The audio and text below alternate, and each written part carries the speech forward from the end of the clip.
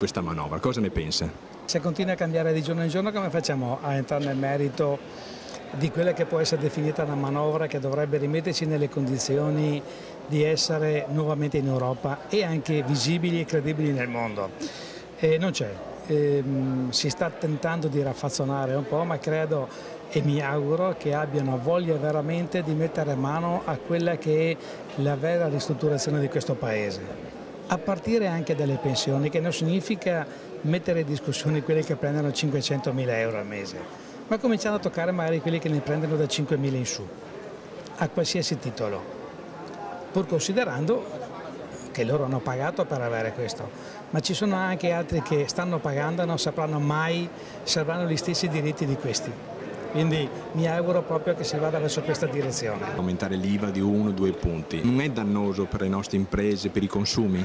Ma il Presidente Berlusconi ha dichiarato che va anche all'estero, cioè deve decidere cosa vuole fare, se deve continuare a rimanere in Italia o se vuole andare all'estero in maniera tale da lasciare spazio ad altri. Il problema dell'IVA è un problema che può essere considerato dannoso per l'economia, ma anche non dannoso per l'economia, perché è vero che si parla di un punto percentuale, non è quello che sposta assolutamente il valore dell'acquisto dei consumi, perché se poi andiamo a considerare che sempre guardando i dati Istat, l'italiano spende mediamente il 13% per vivere e spende il 17% per la telefonia, per i mezzi informatici.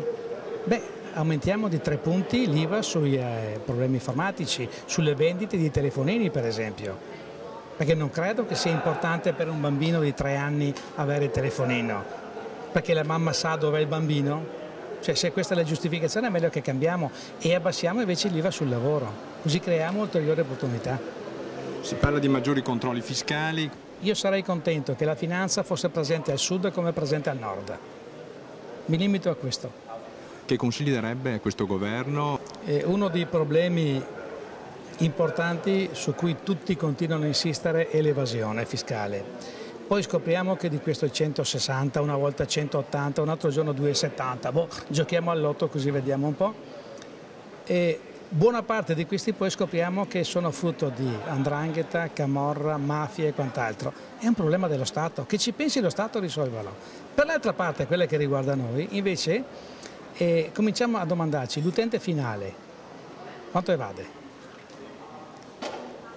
Perché continuiamo a dar la colpa alle imprese, agli imprenditori?